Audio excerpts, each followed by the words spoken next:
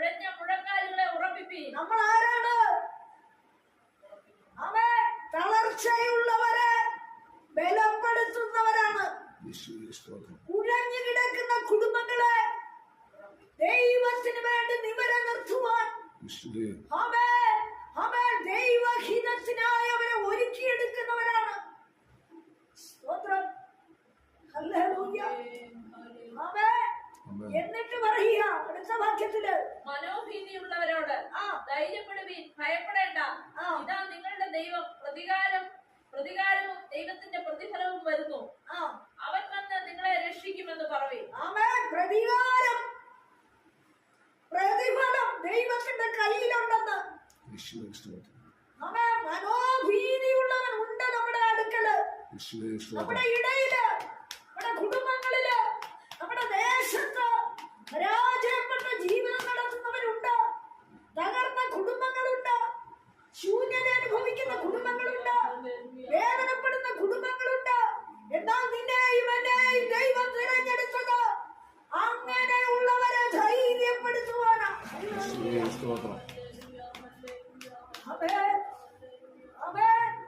എന്നാൽ ഇന്നത് സാധിക്കുന്നുണ്ടോ?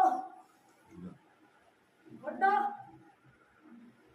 വിശ്വാസി എന്ന് പറയുന്നവർ, ദൈവഭക്തൻ എന്ന് പറയുന്നവർ, ദൈവവചനം പ്രമാണിച്ചെന്ന് പറയുന്നവർ, ദൈവഹിതം ചെയ്യുന്നു എന്ന് പറയുന്നവർ, സ്വാർത്ഥതയിലേക്ക് തിരിഞ്ഞവന്റെ കാര്യത്തിന് വേണ്ടി മാത്രം ദൈവത്തെ വിളിച്ചപേക്ഷിക്കുന്ന ഒരു അന്തരീക്ഷമാണ് ഇന്ന് കാണുന്നത്. സ്തോത്രം.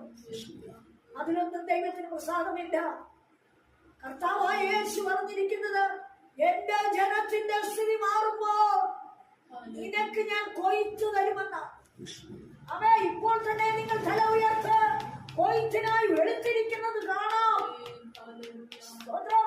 ഇങ്ങനെ കർത്താവ് പറയണമെങ്കിൽ, ഹല്ലേലൂയ, കൊയ്ത്തിനായി ഒരു കൂട്ടം ജനം കിടപ്പുണ്ട് എന്ന് പറഞ്ഞാൽ, വിശാലതയില്ലാതെ അടയ്ക്കപ്പെട്ട് അധോഗതി പ്രാപിച്ച രോഗശക്തിയിലും ഭാരങ്ങളിലും കടബാധ്യതകളിലും കഷ്ടങ്ങളിലും വേർപാടുകളിലും തകർന്ന ജീവിതമായി കിടക്കുന്ന ചുറ്റുവട്ടത്ത് ദൈവത്തെ അറിയുവാൻ വെമ്പുന്ന ഒരു കൂട്ടം ഉണ്ടെന്ന്.